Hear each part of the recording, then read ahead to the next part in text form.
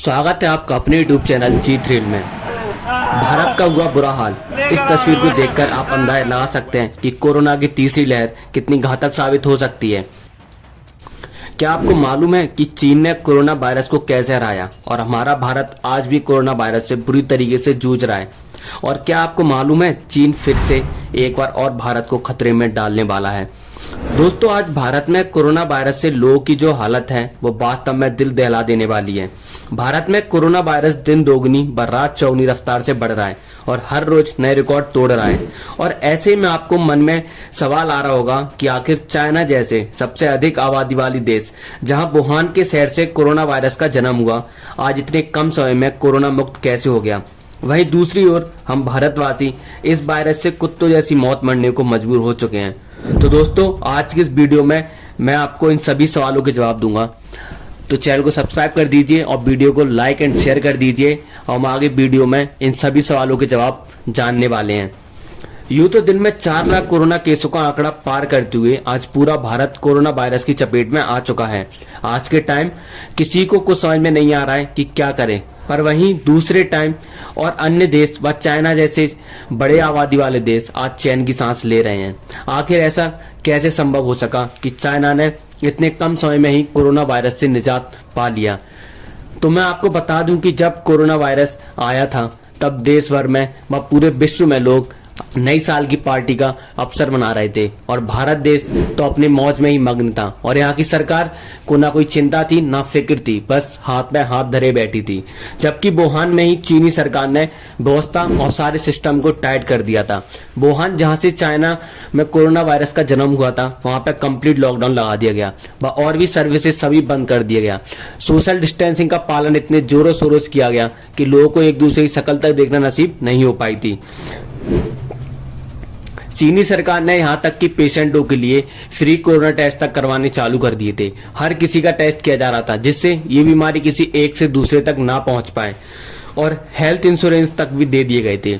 जिन लोगों का health insurance था वो लोग तो अपना इलाज करवा रहे थे, पर जिन लोगों का हेल्थ इंश्योरेंस नहीं था, सरकार ने सारी जिम्मेदारी उनके इलाज की अपने ऊपर ले ली थी। बस जोरों शोरों से सबका इलाज चालू करवा दिया गया था।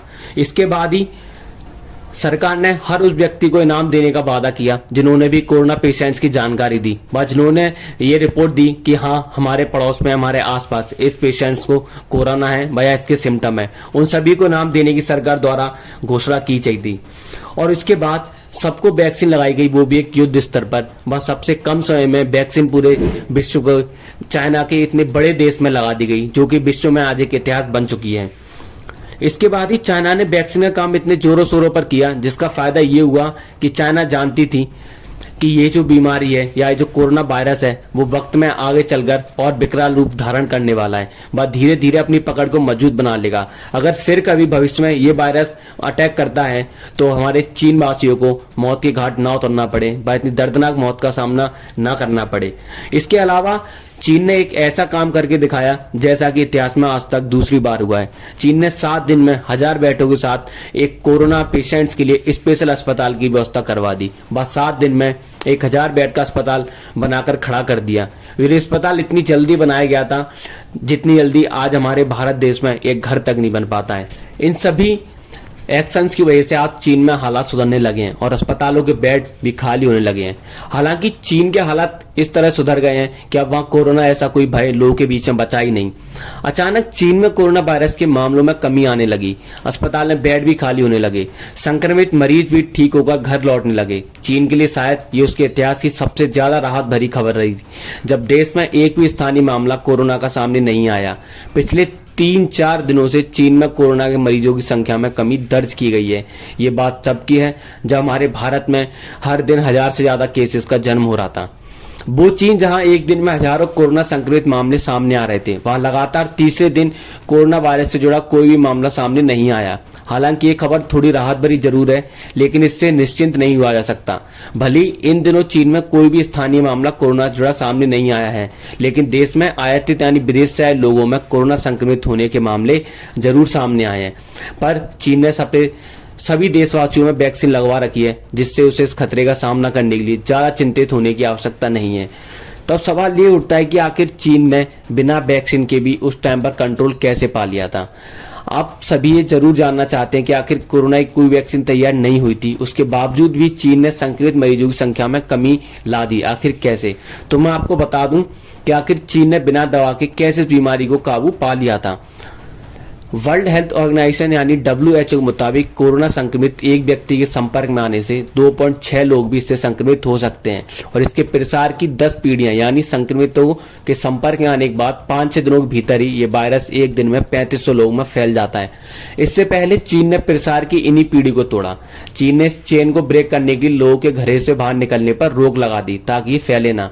सीधा समझ जाए तो लाखों लोग चीन में अपने घरों में कैद हो गए। शहर भी लॉकडाउन थे यानी सड़कें खाली थी, दुकानें बंद, कोई किसी के संपर्क में नहीं आ रहा था। एक तरह से ये वायरस के प्रसार की चेन को तोड़ने का तरीका था।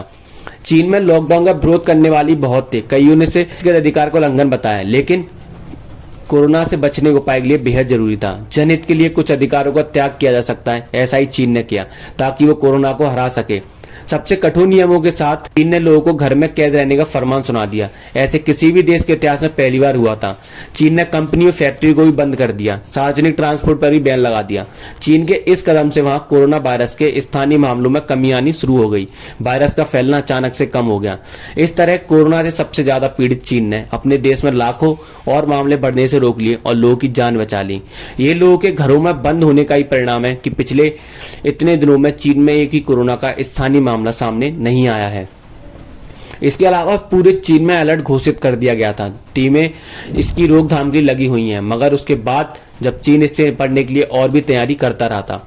चीन प्रशासन ने एक हफ्ता में कोरोना वायरस से पीड़ितों के लिए 1000 बेड के अस्पताल का निर्माण कर लिया। अगले 1-2 दिनों में इसमें इलाज मिलना भी शुरू हो गया। डेली मेल और सिन्हुआ न्यूज के अकॉर्डिंग इस अस्थायी स्ट्रक्चर अस्पताल के लिए 23 से काम शुरू किया गया था, जो अब लगभग पूरा हो गया था सिर्फ 7 दिनों के अंदर ही। इस अस्पताल को हुबे डेली के अकॉर्डिंग 500 लेबर्स ने मिलकर बनाया था और उसके बाद इनकी संख्या बढ़ा दी गई। और वुहान कंस्ट्रक्शन इंजीनियरिंग ग्रुप के डिप्टी मैनेजर ने बताया कि कंपनी वर्क फोर्स इकट्ठा करने की पूरी कोशिश कर रही थी और समय कुछ लोग कम थे। अब आखिर सवाल लास्ट में ये उठता है कि हमारे भारत में इस कोरोना वायरस को 1 साल से भी ज्यादा हो गया है और इस वजह से भी और लगातार केस बढ़ते जा रहे हैं। आखिर इसकी वजह क्या है? इसकी वजह हमारे भारत की ठप्प व्यवस्था और लोगों की बेवकूफी। लोगों ने घर से निकलना बंद नहीं किया, जरा सी राहत मिली और बाहर पहुंचना चालू हो गए। इसके अलावा हमारी सरकार भी हाथ पे हाथ रखे बैठी है। जहां लोगों को ऑक्सीजन की जरूरत है वहां पे ऑक्सीजन को बाहर विदेशों में भेज रही है और वैक्सीन को भी बाहर विदेशों में सप्लाई कर रही है। भाई इलाजों के खर्चे इतने ज्यादा है कि अगर किसी को कोरोना वायरस हो गया तो उसकी सारी जमा पूंजी अपने कोरोना वायरस के इलाज में ही लग जाएगी। उसके अलावा वैक्सीन की प्रोसेस इतनी स्लो है कि लोगों को साल भर में भी इस तरीके से वैक्सीन नहीं लग पाएगी, क्योंकि भारत एक बड़ी आबादी वाला देश है। वैक्सीन के यहाँ तक लोगों को एक डोज में ही संतुष्ट किया जा रहा है, जिस दूसरे डोज का तो अता पता ही नहीं है कि आखिर डोज कहाँ गया है।